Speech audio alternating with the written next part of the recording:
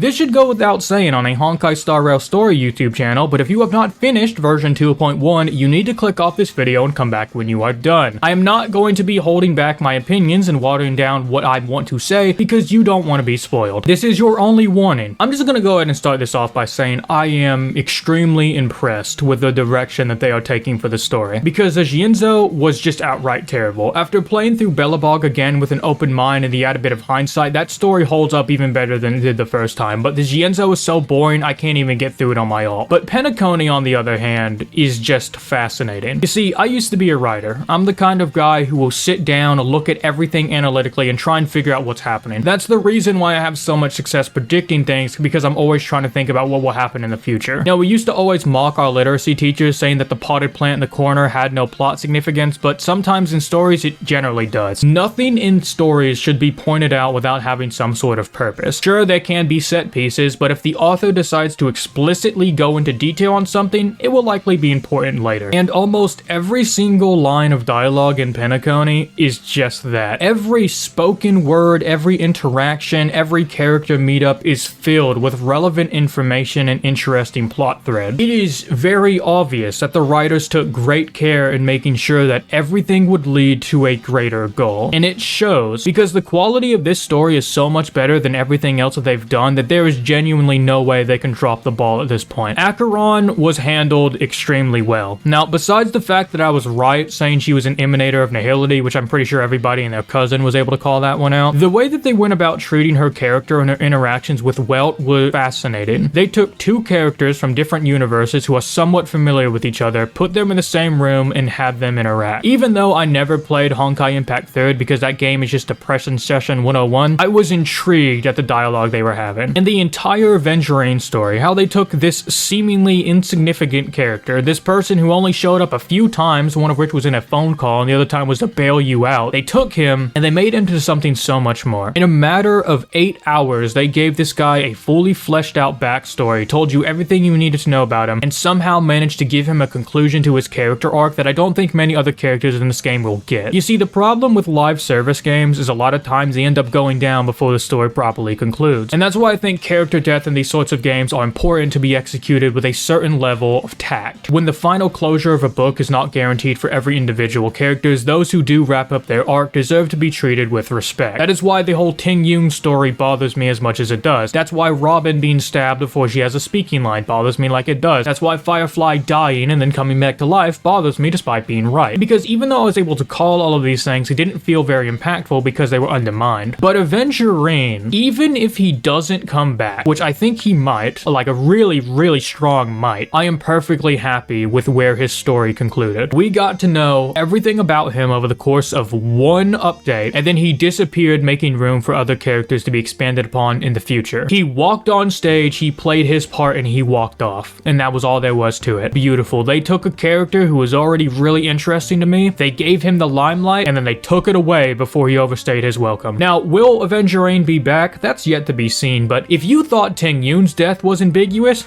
oh boy. Also, the implications that that god Aventurine's following is actually a real Aeon that can bless people means that it's likely going to be the 18th Aeon in the game, or maybe it's the 19th. I've lost count at this point, but that's very likely going to be a new Aeon. Also, this story genuinely had me guessing. Even though I was able to pick up on almost every single plot point before it happened, I had no idea Gallagher was going to be the meme. I didn't even know, but I did pick up on it while I was reading the notes in Sunday's room, because as I was going down the long list of 52 different people who got killed by the meme, the thing that immediately caught my eye and made me draw some sort of parallel to Gallagher was the mention of scars on his arms. When I saw that immediately, and maybe I have the clip on my computer, I was like, oh wait a minute, maybe that's why Gallagher has scars on his arms, because he's fighting off the meme.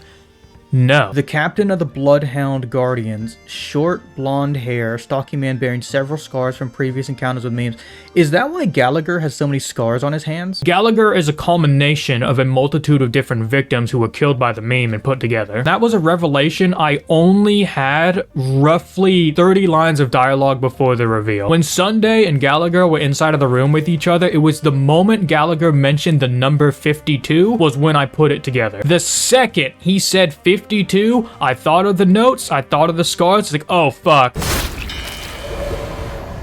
off. And that's amazing, because it was just subtle enough for me to not realize it was gonna happen when it did, but there was still just enough scattered around for those who are really paying attention to see it coming. I love that more than you will ever know. Now, all that being said, the story was amazing, and I don't think anything I'm gonna say will take away from that, but it's time to nitpick, because it was not perfect. Let's talk about those character trials. Now, for those who don't know, Honkai Impact 3rd has this cute little gimmick where for story sections, you will be forced to play as a specific character as you go through it all. Now, in the case of Aventurine, that's fine, because Aventurine is a sustained character, so you can technically run him on any team. But in the case of Acheron, I didn't quite appreciate having my main DPS taken away for a character I cannot support. This is going to be a very hyper-specific scenario for Acheron, but I only have one character who works with her, and that is Pela. So being forced to use an Acheron when I don't have a team that works with her wasn't very nice, and quite frankly, I don't appreciate it. I do enjoy the concept of trying to immerse people more, but don't take away the characters I pulled in the gacha and make me use somebody I don't want to use. That's nothing against Acheron. I think people are overhyping her, which I'll make a video on that here in a minute, but for that specific moment, I don't want to use Acheron. Don't make me. I hate that. I think it's asinine. If I spend money on these characters, let me use who I want to use. Next up, this story was nothing but that. There was absolutely no gameplay to be found. We waited 50 days to get a new major update, and there was fucking nothing to do. If you liked my episode on the Gacha Cast, you're gonna love this story, because it is nothing but talking for like 8 hours. I heard somebody in my Discord server say they managed to get through it all in 4 hours. They probably skipped dialogue. I have 2 recordings. One's 5 hours long, one's 3 hours long. If you sit down and you actively listen to every line of dialogue and don't skip ahead, I'm pretty sure the runtime of this update is like 5 to 7 hours worth of just talking. The playable sections in this is less than an hour. So if you were looking forward to more content to do, I'm sorry buddy, you're not getting it with a new story update. That's a little bit disappointing, especially because there's only 2 new areas to explore. And also, there is a huge plot hole in the story right now, specifically in relation to Sam. You see, there's a bit of an issue with that, one of the things I even mentioned in my video. So explain to me this, right? We all saw Firefly die. That was definitely Firefly, because when we see Sunday die and the jelly comes out of him, that's the same thing on Firefly, so it wasn't just some like astral projection. How in God's name did Firefly get stabbed in the back by the meme, and less than 10 minutes later, Sam is back inside of the dream world and going on an absolute rampage down the halls? That doesn't make any sense. Like, I can have suspension of disbelief, right? Like, if it wasn't for the fact that all those enemies were scattered throughout the halls and already incinerated, I would say, okay, yeah, no, maybe Sam just kind of showed up after a few hours, right? No, literally the only lines of dialogue was Acheron consoling you, followed by you walking to a room that's less than 5 feet away, and then boom, bunch of corpses everywhere. That is the only thing that I don't understand. And additionally, apparently there was a localization issue in this update if you're playing the English version of the game. So there's this line where Sunday says this: "Tell me I'm wrong."